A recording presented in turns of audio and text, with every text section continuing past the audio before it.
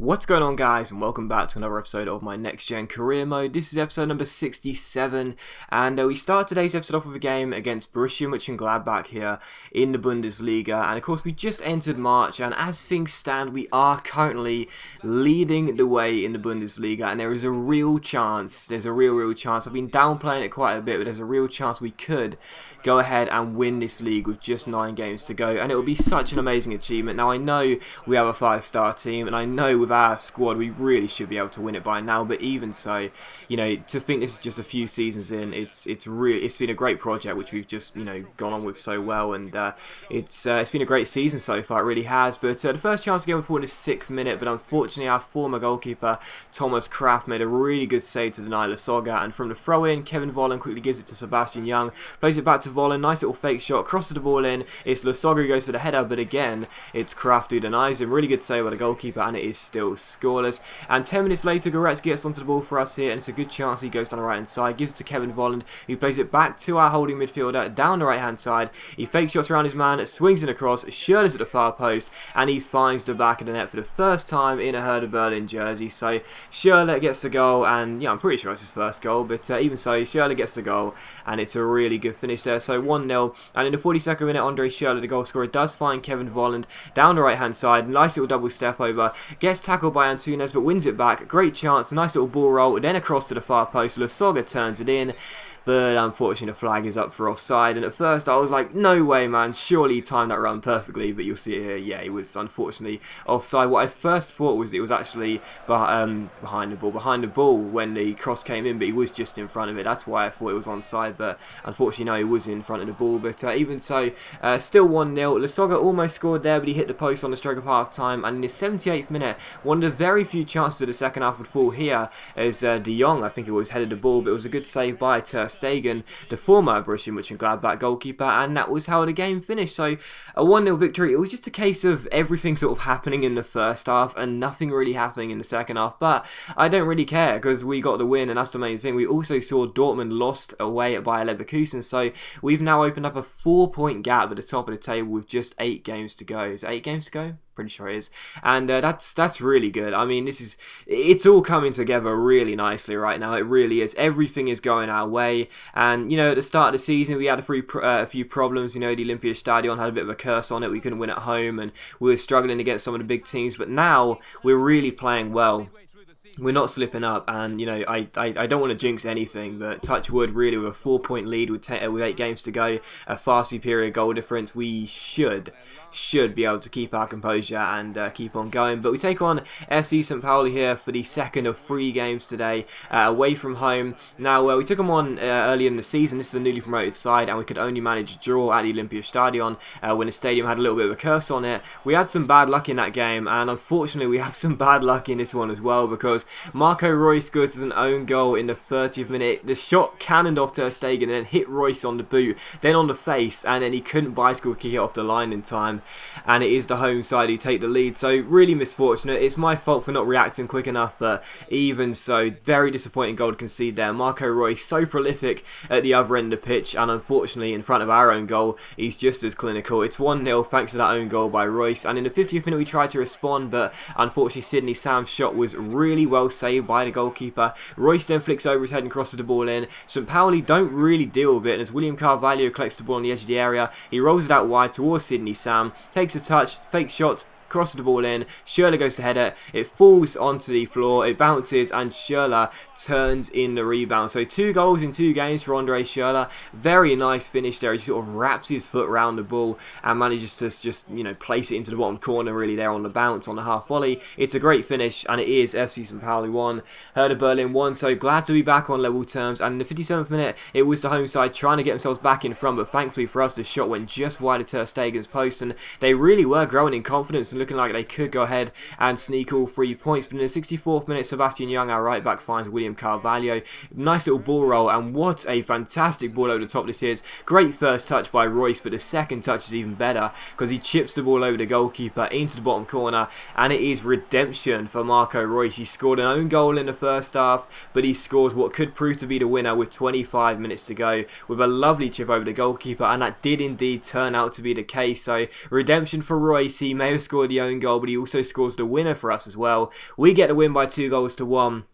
And again, it's a really big 3 points. And just like the Borussia Mönchengladbach game, it may only be by 1 goal, but we get 3 points, and that's the main thing. You know, I'd love to win games 4 or 5-0 week in, week out, but, you know, just getting the 3 points is the most important things. And if we've got to grind out results, then so be it, you know. But anyway, Herman and Gnabry both came to us and said they want to play in the team a bit more. They said the role at the club isn't what they wanted and what they originally thought they'd get when they signed, which is kind of annoying, but I guess you've got to expect that, really. They both were first team players back in their day, but now Herman gets onto the bench and Gnabry's a resi, really. But even so, Gnabry would get on the bench for this game and Herman would start. I thought, you know what, you got to put your money where your mouth is. You can play in this game if you want, but you got to perform for us. So Herman's in the starting 11, Gnabry's on the bench for this game against Zenit St. Petersburg here in the Champions League round of 16, second leg at the Olympiastadion. Now, we drew the first leg by a goal each, and that means that coming into this game, if we just keep a clean sheet, we will go through.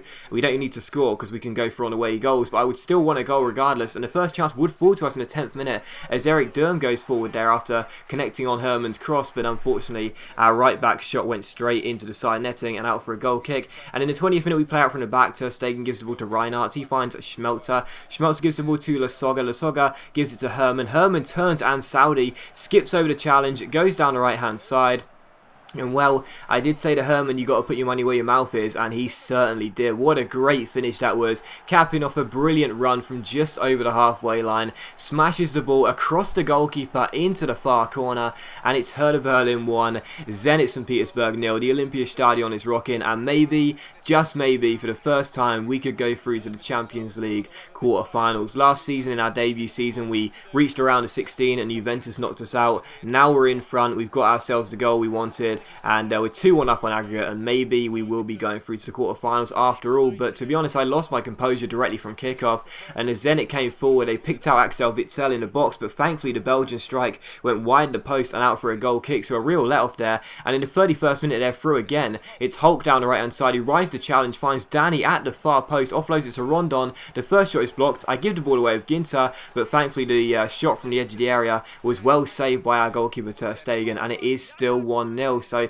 Zenit really growing in confidence, and in the second half again I give the ball away, and again we have to be bailed out by our goalkeeper Ter Stegen, denying Rondon going through one-on-one, and he keeps it at 1-0. But to be honest, ever since we scored our goal to take the lead, it was all Zenit St. Petersburg. And in the 69th minute, it is Witsel going forward here. He picks out Danny down the left-hand side. The Portuguese winger takes on his man, slides it across the face of goal, and it is turned in the centre, and Zenit do have their equalising goal, and they had, you know, I have to say, they deserved it. You know, they really did. I did not play well ever since scoring the first goal. I shied away a bit. I tried to drop deeper and just stop them from, you know, let them come at us, but stop them from basically just exploiting us really down the wings. But even so, it was Zenit who got the goal, but they almost conceded in the 88th minute as Lasogga went forward, but unfortunately his shot was saved. But that was how the game finished, a 1-1 draw. That means 2-2 on aggregate. We go into extra time with the scores still tied, and in the 96th minute you see Kevin Vollen get on the ball here. He plays that wide to Schmelzer, and I thought, I'm going to let fly from here, just have a go. No one's shutting me down, and the shot cannons off the bar,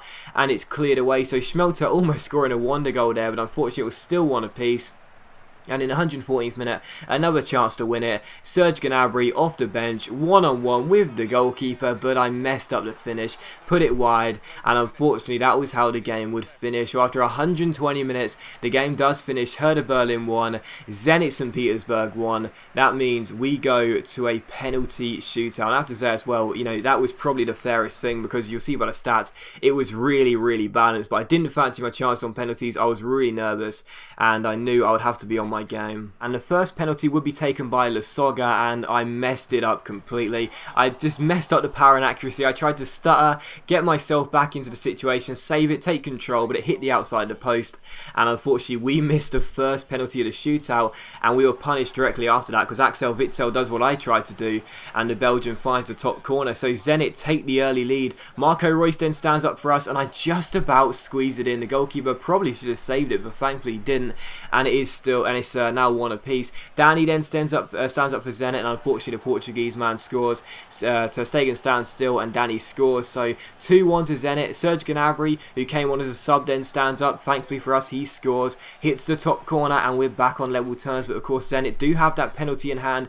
Bukarov would then stand up and take it for Zenit. Can the number 15 outfox the number 1? Unfortunately he can. He sends it straight down the middle, and it's advantage Zenit once again. Now it's time for Kevin Volland to stand up. Can he score against the goalkeeper? Yes, he can. Blast it into the top corner, sends in the wrong way. We're back on level terms, but I just couldn't save the penalties with Ter Stegen, and as Shirokov stands up here, he scores, sends the goalkeeper the wrong way, and that means that Matthias Ginter, our captain, must score or we go out of the Champions League.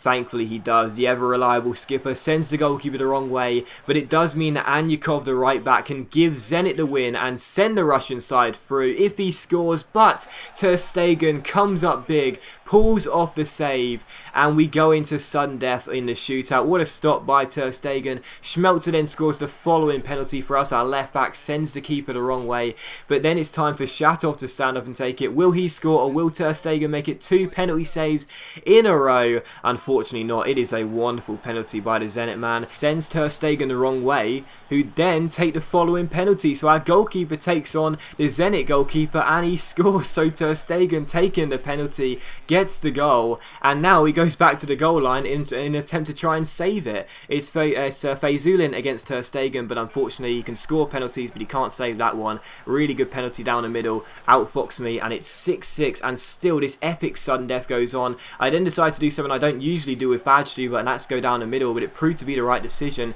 because he scores, and still this sudden death goes on. It's now time for Huberkan to take it for Zenit St. Petersburg. Will the sudden death go on? It will not, because Ter Stegen comes up big, makes the save with his trailing arm, and he's the hero of the shootout. He scored a penalty and he saved a few as well. We go through to the Champions League quarter-finals after an epic penalty shootout with the Russian side.